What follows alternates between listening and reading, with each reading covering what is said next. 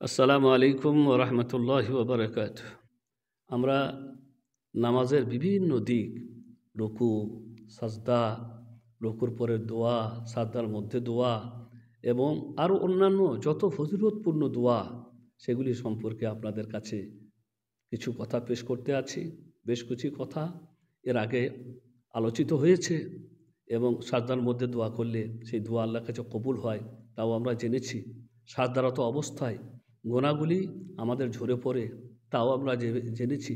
আল্লাহ রাব্বুল আলামিন রুকু এবং সাজদার মাধ্যমে আমাদেরকে নেজাত বা মুক্তি দিবেন, তাও আমরা জেনেছি। এখন আসছে যে সাজদার পূর্বে, সালামের পূর্বে, সালাম ফেরার পূর্বে দোয়া। এই দোয়া সম্পর্কে রাসূল করিম সাল্লাল্লাহু আলাইহি সাল্লাম আমাদেরকে কি বলেছেন? আব্দুল্লাহ বিন মাসউদ থেকে হাদিসটি বর্ণিত হয়েছে। তিনি বলেন, রাসূল করিম সাল্লাল্লাহু আলাইহি সাল্লাম বলেছেন, ইদা সাল্লা আহাদুকুম ফালিয়াকুল আত্তাহিয়াতু লিল্লাহ।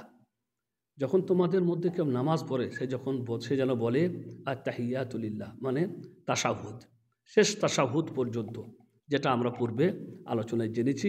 প্রথম তাশাহুদ, তারপরে শেষ তাশাহুদ, এবং প্রথম তাশাহুদ কতদূর পর্যন্ত, শেষ তাশাহুদটা কতদূর পর্যন্ত আমরা জেনেছি। তারপর আল্লাহ নবী বলছে, যখন তোমাদের তাশাহুদ পড়া শেষ হয়ে যাবে, সুম্মা লিয়াতাখাইয়ার বাদু মিনাল মাসআলাতি মা শাআ, তারপরে সে দোয়ার মধ্য হতে যে কোনো দোয়াকে সে বেছে নিক, যেটা সে পছন্দ করে। সেই দোয়ার মাধ্যমে সে আল্লাহর কাছে কি চাই।